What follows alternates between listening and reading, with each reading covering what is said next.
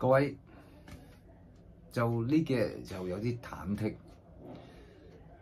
硬係就好似有啲嘢咁樣，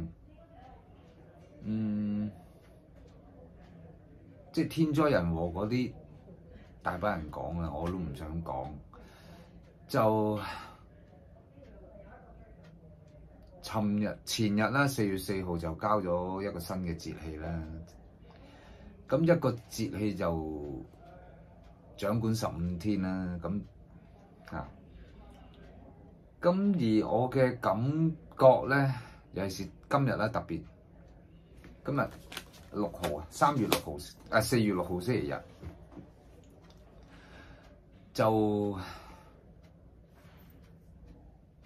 好似好多情緒咁樣，好唔開心咁樣，突然間仲好似鼻酸一酸，眼紅一紅咁，好似真係想流滴眼淚出嚟咁樣咁。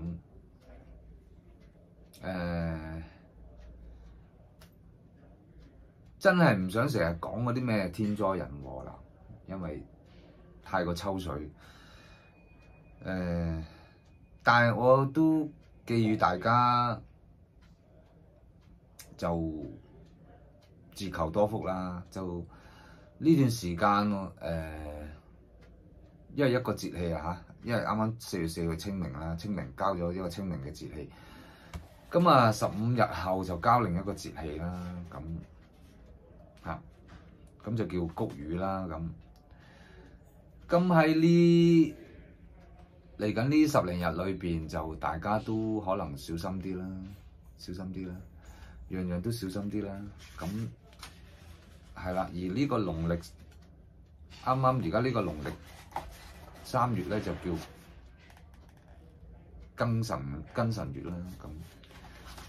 咁再加埋個年咧嚇，月字年，天干月庚就合金，個金就好強嘅。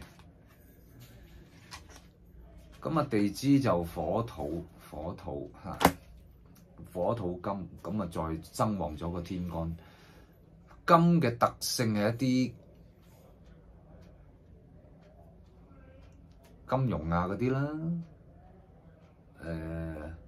一啲大型嘅車禍啦、空難啦，即係天空嘅嘢啦，關乎天空上面嘅嘢。咁如果人嚟講咧，就係呼吸系統啊嗰啲啊、頭部啊嗰啲咧。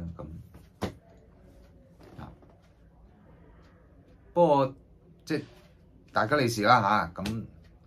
我嚟緊11至15號我都會搭飛機，我都會去11號去馬來西亞，15號翻嚟香港嚇。